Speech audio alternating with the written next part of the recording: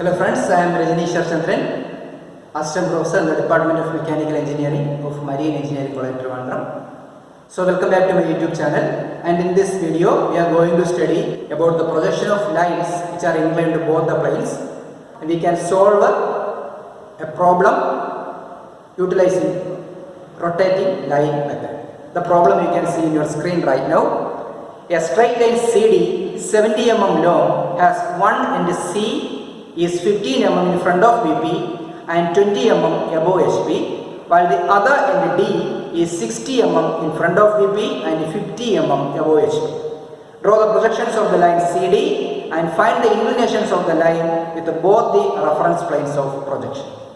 See, this is the question. I will read again. A straight line CD 70 mm long. So what is that 70 mm? See, a straight line CD of length 70 mm is 70 mm is the true length of the line. So the true length of the line can be marked as capital CD. So CD is 70 mm. The point C is, one end C is 15 mm in front of DP and 20 mm above HP. The point C is 20 mm above HP, 15 mm in front of BP, and the point D is 50 mm above HP and 60 mm in front of BP.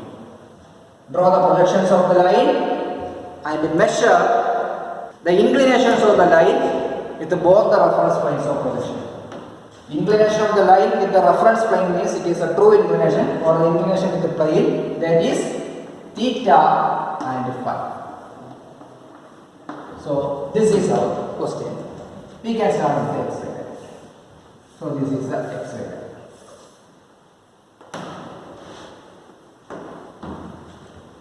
See, we have learned the concept of rotating line in the last video that we can utilize. But before that, from where we can start? See, the position of the C is given. So we can start with the C. True length is given, position of C is given, position of D is given. So we can start with the position of C. So 20 above, 15 in front of. This will be C dash and this is C. So the point C has been located. Now D is given. Position of D is given. It is given that 60 in front of and 50 above. But where can we mark D? Can we mark here? Can we mark here? Can we mark here? Or can we mark here? It is given that 50 above. So 50 above means we can take 50 from here. We can take 50 from here. We can take 50 from here.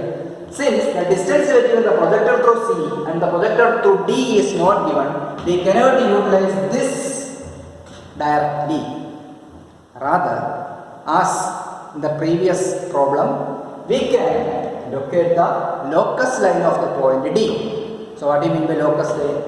If the point D is 50 above, if the point D is 50 above, we can draw a line at a height of 50 mm from XY line and mark it as locus line of D dash.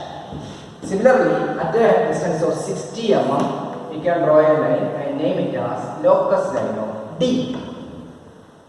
So this will contain D dash and this line will contain D.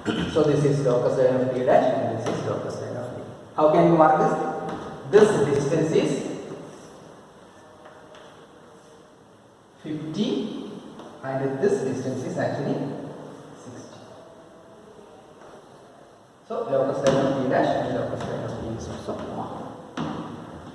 Now this data is also utilized. Now one more data is there, that is true length. So how can we utilize that? That's where we have learned in the previous in the concept of this rotating line method. Because if this was the position of the line, we fixed this point and we rotate this to a position where this line becomes parallel to VP. So when this line becomes parallel to VP, we can see the true length. Clear? We can see the true length.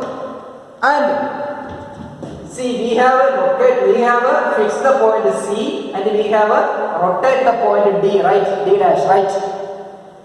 This was the actual position of D dash, and we have rotated the position in this manner. How we rotated? We have rotated this by keeping this height constant. So that at this point we can see that point is moving along a line. Actually that line is known as the locus line, because at everywhere this height will be the distance 50 mm above HP. That is the rotating line method. So this line, this point D will be moving along a line, and that line is known as a locus line of D dash. That line is known as a locus line of D dash. So we have the locus line. So what actually that locus line? See, when the line is parallel to BP, one end will be C dash and the other end will be the true length of the line. And that end point, the true length of the end point of the true length of the line will be on the locus line. Which means if we have the true length from there, from this point, if we are able to draw an arc having a radius 70 mm, that will intersect at some point on the locus line of D dash, and that point will be the true length of the line CD. That point will be the true length of the line CD. In rotating line method, the end point of the true length can be marked as D1. So D1 means it is the true length. So sorry, D1 dash. So we have obtained the true length. This line can be drawn with the 2h values. So C dash D1 dash is a true length. C dash D1 dash is a true length. And we have learned that if a projection is showing the true length, its opposite projection will be a line parallel to its length. So draw a projector there. Its opposite projection means C D1, that will be parallel. This is C, so this will be D1. So we have obtained the true length. So we have marked the true length, and its opposite projection also is being marked.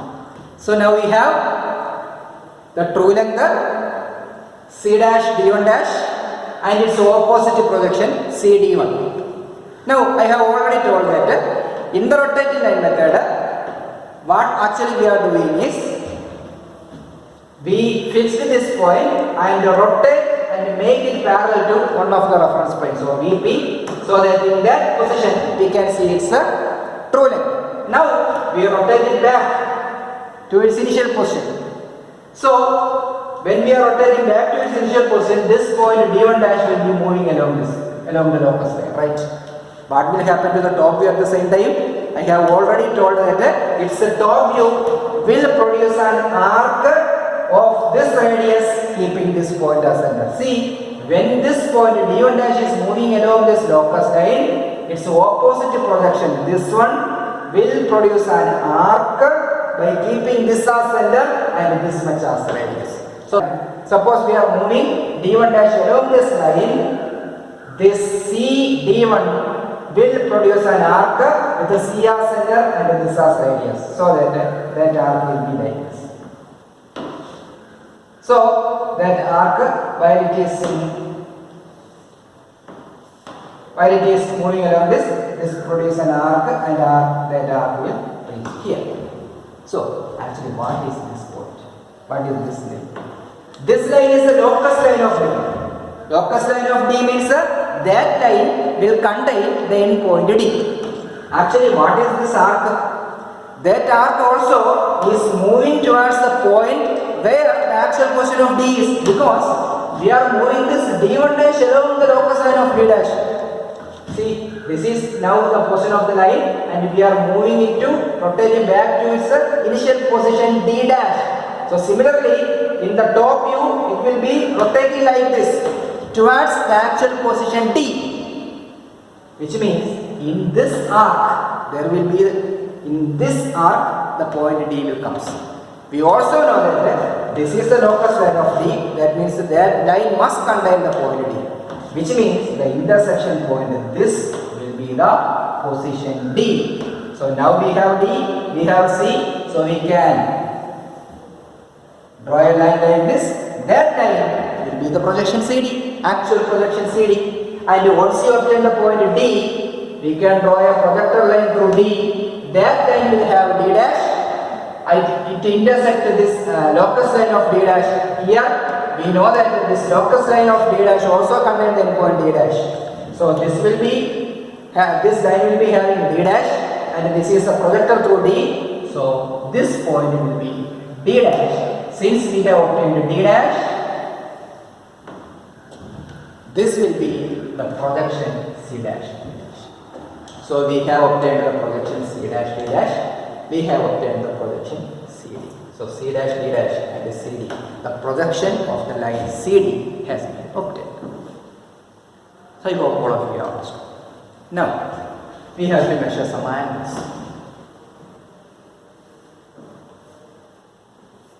Draw a horizontal. Actually, what is this angle? What is this angle? See, this is the angle of C dash D1 dash. What is C dash D1 dash? C dash D1 dash is the true length of the line CD in the front view, because we have rotated and make align with the VP, so that this is true length. So this is the true length in front view. So we know that all the true length lines will have true inclination, right? And since this is true length with HP, this angle will be true inclination with HP. And we know that true inclination with HP is theta. We know that true inclination with HP is theta. So what is this inclination? This is the inclination of the projection. This is the inclination of the projection, means it is apparent inclination. See, this is the true length. This was the actual position of the line. So when you are observing, you can see this point will be projected here, and we can see this as the projection. So it is the projection. So it is the angle of the projection in front view. So it is the apparent. So it is the angle of the projection in front view, or it is the apparent inclination in front view. So the apparent inclination with front view is also known as inclination with the XY line. It is the inclination with the XY line or apparent inclination. So apparent inclination with the HP is indicated as alpha. So this angle will be alpha. Alpha will always be greater than theta. Now, what about this angle? See, this is also the projection. CD is also the projection, right, in the top view. So this inclination will be the apparent inclination with VP. True inclination with VP is marked as phi. So apparent inclination with the VP is marked as B. So this will be the apparent inclination, and it will be beta. Now one more thing we have to calculate. It is phi, angle of inclination, true inclination of the line with respect to VP, right, vertical plane. That is known as phi. How can we calculate? See, theta is the angle of inclination of the true length with respect to HP. So phi is the angle of inclination of the true length with respect to VP. So if we can draw a true length here, then we can measure the angle phi. Here we have a true length. Similarly, we are able to draw a true length here in the top view, then we can measure the angle of inclination of the true length with respect to VP. So how can we mark a true length here? The same thing. We have the locus line of D. So we have a true length also. Here what we have done is, this is C dash, this is locus line of D dash. Keeping this as center, draw a line, draw an arc at a radius of 7. Similarly, keeping this as center, C as center, draw an arc at a radius 70. That line will intersect the locus line of D, so that will be the true length. See, this is a second true length we have obtained, so it is known as marked as D2. So this will be phi. So if this is a true length, its opposite projection will be a line parallel to XY, right? So this will be opposite projection. So we have completed the first exercise in rotating line method, where one point is completely given and the other point, locus line of the second point, is given. That question we have solved. So we have to learn this question with the help of some steps, some simple steps. A step-by-step approach is there for solving each and every problem in rotating line method. So if you are able to grasp that step by step approach, then it will be very easy to solve problems in rotating line method. See, in this question, the first step is the position of C is given. So the first step is locate the position C completely, that is C dash and C, that is completed. Second one is point D is given completely. Since the distance between the projectors of C and D are not given, we can only locate the locus line of the point D. So at a height of 50 we mark the locus line of D dash, and at a distance of 60 we have marked the locus line of D. That is second step. Now what about the third step? True length is given. True length is given as 70. We know that one endpoint of the true length will be the fixed point C, and the other endpoint of the true length will be on the locus line. So initially we have to mark the true length in the front view, that is C dash D1 dash. C dash D1 dash is the true length in the front view. So the next step is mark the true length in the front view, that is C dash D1 dash. So C dash D1 dash is marked. Once C dash D1 dash or the true length in front view is marked, its opposite parallel projection is also used to be marked. So C dash D1 dash and C D1. Mark C dash D1 dash and C D1, that is the next step. Then rotate CD1. This is the first true length. This is its opposite parallel projection. Rotate that parallel projection to the locus line of D. So rotate this parallel projection keeping the C as center and intersect on the locus line of D. Once you obtain the intersection point, name it as D, connect CD and draw a perpendicular or the vertical projector to meet D dash at the locus line of D dash. So we have obtained D, we have drawn the perpendicular projector and it intersect on the locus line of D dash, so we have obtained D dash. Now we have obtained CD and C dash D dash. So connect CD and C dash D dash. So the projections CD and C dash D dash has been obtained. Now we have to calculate the true inclinations and apparent inclinations of the line. We know that true inclination of the line with HP, that is indicated with the theta, will be the inclination of the true length in the front view. So we know that inclination of the true length in the front view is C dash D1 dash. So its inclination can be taken or measured and marked as theta, that is the true inclination with the HP. Similarly, inclination of the line C dash D dash, it is the front view, it is the projection or it is the front view, so its inclination will be apparent inclination, and since it is front view, C dash D dash is front view, its apparent inclination is with the HP, that is indicated with the alpha. So alpha is also obtained. Similarly, here we can see CD, that is the top view. So angle of inclination of top view with the XY line is the apparent inclination with the XY line, that is indicated with the phi. Sorry, that is indicated with the beta. Beta is also marked or measured. Now we have to calculate one more item, one more angle, that is known as the angle of inclination with, that is angle of inclination with the VP or phi. So how can we mark or how can we measure phi? For measuring phi or measuring angle of inclination with the VP, we have to obtain the true length in the top view. This is true length in the front view. Similarly, we have to obtain true length in the top view. For obtaining true length in the top view, we know the true length, it is 70, keeping C as center. See, this is the locus line of D, intersect and R. See, this is the locus line of D dash and C dash. Keeping C dash as center, we have marked 70 so that we obtain D1 dash. Similarly, we can obtain the second true length or the true length in the top view also. Keeping C as center and the radius as 70, intersect and arc on the locus line of D, so that we will get D2. So this is the second true length, or it is the true length in the top view. Immediately mark the opposite parallel projection, that is D2 dash. See, this is, sorry, this D2 dash will come here only. This is the D2 dash. So keeping this as center and this as radius, you can draw an arc. It will clearly, it will meet here only. So d2 dash is also marked. Now the inclination of CD2 with xy is the angle of inclination, true inclination of the line with the EP, or it is the phi. So these are the things we have to measure from the rotating line method, from the answer of rotating line method. So I hope all of you have understood. See, if you are able to learn these basic steps, every question can be solved with the help of these steps. You need not have a good idea about the concept of rotating line method, but you only need to have this step by step things.